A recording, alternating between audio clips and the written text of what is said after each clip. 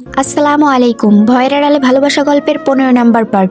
অহিদের চোখ প্রায় বন্ধ হয়ে আসছে। অনুর শরীর থরথর করে কাঁপছে। আশেপাশে তাকিয়েও কোনো মানুষের সন্ধান পেল না। শহরের রাস্তা হলে না হয় কাউকে না কাউকে পেয়ে যেত, কিন্তু এই নিরিবিলি গ্রামের রাস্তা তো ফাঁকা। অনুর বুক ফেটে যাচ্ছে, কি করবে কিছু ভেবে পাচ্ছে না, দিশেহারা হয়ে পড়লো। এদিক সেদিক তাকিয়ে জমে থাকা পানির মধ্যে অহিদের ফোন দেখতে পেল।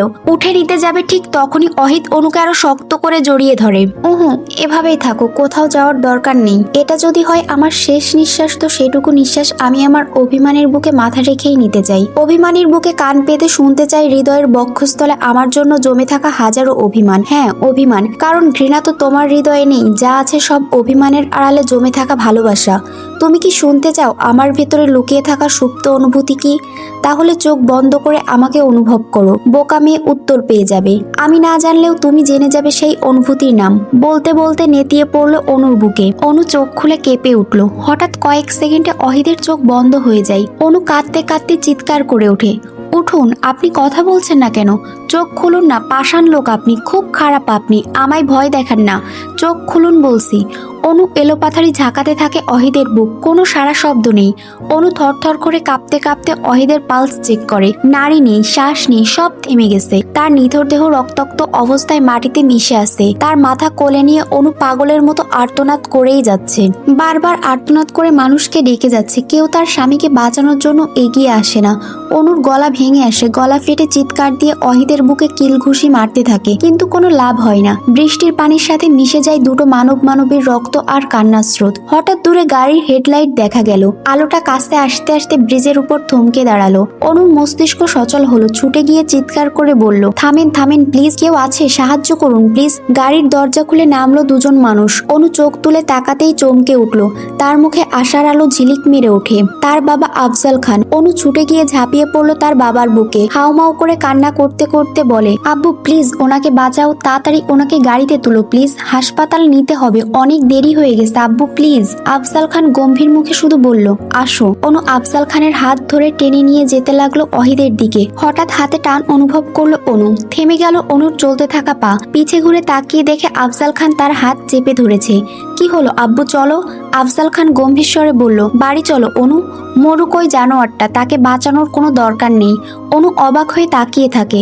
আফজাল খান আবার বলেন, জানোয়ারটা অনেক কষ্ট দিয়েছে তোকে, দিনের পর দিন আটকে রেখেছে চার দেওয়ালের মাঝে। তোর মা তোর শোকে অসুস্থ, আমাকে দিনের পর দিন অপমান করেছে। ও বাঁচুক এমন ইচ্ছে আমার নেই, চলো গাড়িতে ওঠো। অনুর বুকটা যেন ছিঁড়ে গেল বাবার কথাই। চোখ ছলছল করে উঠল।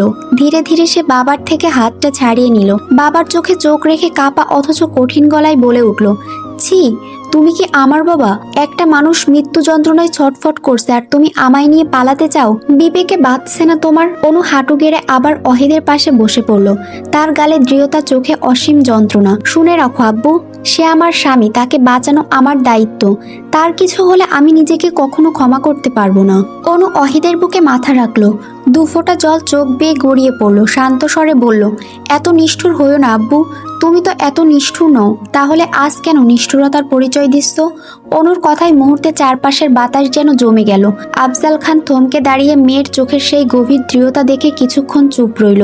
বৃষ্টি আরো জোরে পড়তে লাগলো। প্রকৃতিও যেন অনুর কান্নায় কাঁদছে। তখনই গাড়ি থেকে নামা দ্বিতীয় ব্যক্তি, পুরনো ড্রাইভার মোনায়েম সাহেব সামনে এসে নরম গলায় বলল, খান সাহেব, মানুষ মরছে আর আপনি চুপ করে দেখছেন? শ্বাস এখনো চলছে খান সাহেব, আর দেরি করলে বাঁচানো সম্ভব হবে না। চলুন ছেলেটাকে গাড়িতে উঠাই। বাবার কঠিন মুখে আবারও কঠোরতা ভেসে উঠল, কিন্তু অনু সেই মুহূর্তে তার স্বামীর গা জড়িয়ে ধরে কাঁদতে কাঁদতে বলল, আব্বু প্লিজ, তোমার কাছে আর কিছু চাই না, শুধু ওনাকে হাসপাতালে নিয়ে চলো, এইটুকু তো করতেই পারো।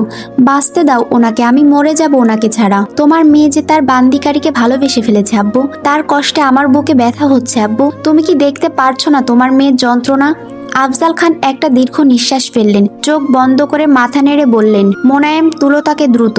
অনুর বুকের উপর থেকে যেন পাথর নেমে গেল। জোরে একটা শ্বাস নিয়ে সে আর দেরি না করে অহিদের মাথাটা ধরে থাকতে থাকতে ড্রাইভারকে সাহায্য করতে লাগলো। অহিদের শরীর ভারী, নিস্তেজ, মাটির সাথে লেপ্টে থাকা রক্তে হাত পিছলে যাচ্ছে, তবুও অনু শক্ত করে ধরে রেখেছে। ও আল্লাহ, আর একটু সময় দাও খোদা, আর একটু। মোনায়েম আর আফজাল খান দুজনে মিলে তাকে ধরে গাড়ির পেছনের সিটে তুললো। অনু তাড়াতাড়ি তার কোলে অহিদের মাথা রাখলো। তার হাত কাঁপছে, ঠোঁট শুকিয়ে গেছে, তবুও চোখ একরাশ আশায় আছে। দীর্ঘ চিকিৎসার পর অহিদ এখন মোটামুটি সুস্থ। তার শরীরে লেগেছে কয়েক ব্যাগ রক্ত। 3 দিন সে ছিল অচেতন অবস্থায়। ডাক্তারের অক্লান্ত পরিশ্রমে মৃত্যুর দুয়ার থেকে ফিরে এসেছে সে। আজ তাকে হাসপাতাল থেকে বাড়ি নেওয়া হবে। তুহিন চৌধুরী ডাক্তারের সাথে কাগজপত্র নিয়ে আলোচনা করছেন। অহি পরীক্ষা দিতে বিশ্ববিদ্যালয়ে গেছে, আর অহিদ বেডে হেলান দিয়ে শুয়ে আছে, হাতে ক্যানুলা, চোখ আধো খোলা, কপালে এক হাত রাখা। গভীর চিন্তায় মগ্ন সে। চিন্তা শুধু একটা মানুষকে নিয়ে, অনু।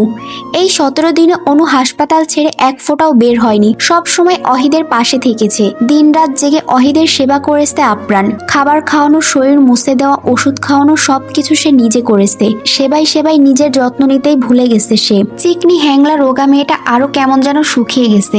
চোখের নিচে গাঢ় কালসে দাগ পড়ে গেছে। ধীরে ধীরে অহিদ চোখ খুলে তাকালো। প্রথমেই দেখতে পেল অনু তার কোলে মাথা রেখে গভীর ঘুমে ডুবে আছে। যেন কত রাতের নির্ঘুম ছিল মেয়েটা। স্বামীর কোল পেয়ে প্রাণ ভরে বিশ্রাম নিচ্ছে সে। অহিদের ইচ্ছে করছে না অনুকে ডাকতে। এত সুন্দর ঘুম কিভাবে নষ্ট করবে সে? কিন্তু পর মুহূর্তে মনে হলো অনু কাল রাত থেকে না খেয়ে। মাথা চটে গেল অহিদের। বিরক্ত হয়ে অনুকে ডাকতে শুরু করলো। কয়েকবার ডাকার পর অনু চোখ খুলে তাকায়। বিরক্ত হয়ে অহিদের দিকে তাকিয়ে চোখ ডলতে ডলতে বলে উঠল, কি হয়েছে? কিছু লাগবে কি আপনার? চুপচাপ হাত মুখ ধুয়ে খাবার খেয়ে নাও, তারপর আমরা বাসায় যাব।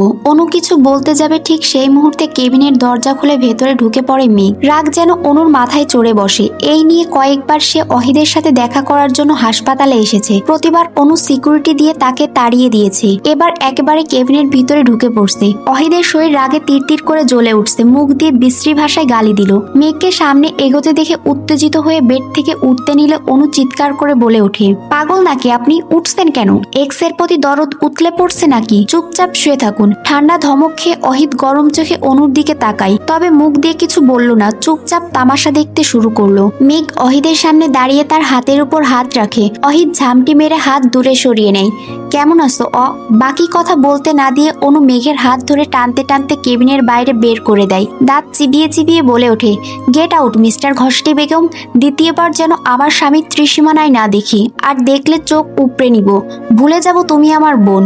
মেঘ খেপে গিয়ে অগ্নি চোখে অনুর দিকে তাকায়। রাগে সমস্ত শরীরে যেন আগুন ধরে যায় তার। রাগ কন্ট্রোল করতে না পেরে অনুর দিকে তেড়ে আসে। আমাকে বের করে দেওয়ার তুই কে? অনু হাসতে হাসতে গড়াগড়ি খেলো। পেট চেপে হাসি আটকে বলল, তোর লাঙের বউ আমি। মেঘ বলে, অহিত তোকে বউ হিসেবে মানে না। অনু বলে, ও তাই? তাহলে তো খুব স্যাড বিষয়টা। আমার তো কান্না করা উচিত, তাই না মেঘা ঘষেটি আপা? মুহূর্তেই অনু চেঁচিয়ে উঠল, অহিত বেবি। অহিত কেবিন থেকে উত্তর দেয়, হ্যাঁ বেবি। তোমার এক্স তোমার বউ হিসেবে আমায় মেনে নিচ্ছে না জান। আমার ঠিক কি করা উচিত বলো তো? মেরে দিতে ইচ্ছে করছে। অহিত বলে, জিজ্ঞেস করার কি আছে, মেরে দাও জান। মেঘ ক্ষিপ্ত হয়ে অনুকে মারার জন্য হাত তুলে। সঙ্গে সঙ্গে অনু হাত ধরে পিছনে বাঁকিয়ে মোচড় দেয়। চোয়াল শক্ত করে চেপে ধরে। দাঁতে দাঁত পিষে বলে ওঠে, আমাকে রাগাস না ঘসেটি আপা। তোর কীর্তিকলাপ কিছু ভুলিনি আমি। একদম চড়িয়ে গাল লাল করে দেব। চুপচাপ এখান থেকে বিদায় হ, যা ভাগ। যত সব মাসি এসে পড়ে আমার জামাইয়ের উপর। মানসি আমার জামাই মিষ্টি, তাই বলে তোরা মধু খেতে চলে আসবি? বেশি ভন ভন করিস না, একদম হাত দিয়ে পিষে ফেলবো। চল ফুট। নাও, অনুকে মজবুত করে তৈরি করেছি। মেঘকে অপমান করছে জন্য আবার তোমরা বইলো না যে কেন বেচারিকে কথা শোনালো। আমরা কিছু ভুলিনি, মেঘের জন্যই অনুরাজ এই অবস্থা। তাই তাকে শিক্ষা দেওয়া আরো বাকি আছে। অহিদও ছাড় পাবে না। তো এই পর্বটা এই পর্যন্তই। ভুল ত্রুটি হলে ক্ষমার দৃষ্টিতে দেখবেন। আর নেক্সট পার্টও দিয়ে দেওয়া হয়েছে, আপনারা দেখে নেবেন। আর সবাই বেশি করে একটু সাবস্ক্রাইব, লাইক, কমেন্টস করবেন। ধন্যবাদ, ভালো থাকবেন সবাই। আল্লাহ হাফেজ।